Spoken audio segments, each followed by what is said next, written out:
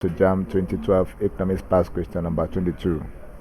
The equilibrium point of a firm is attained at the point where the isoquant is, option A says, where the isoquant is greater than isocost, option B said less than the isocost, C said tangent to the isocost, D says greater than the output.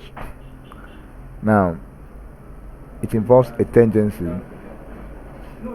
It involves a tangency point. A tangency point. A tangency point between the isoquants.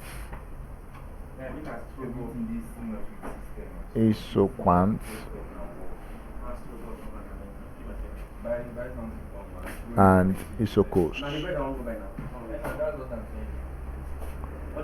Okay, that this is because at point Q,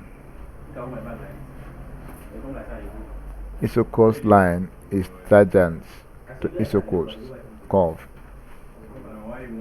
A series of isoquants, higher isoquant shows higher level of output.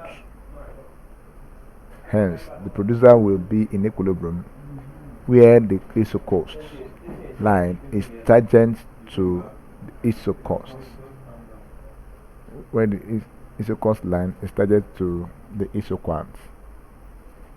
So, correct answer is option C, tangent to isocost. Thank you, and please subscribe for more past questions.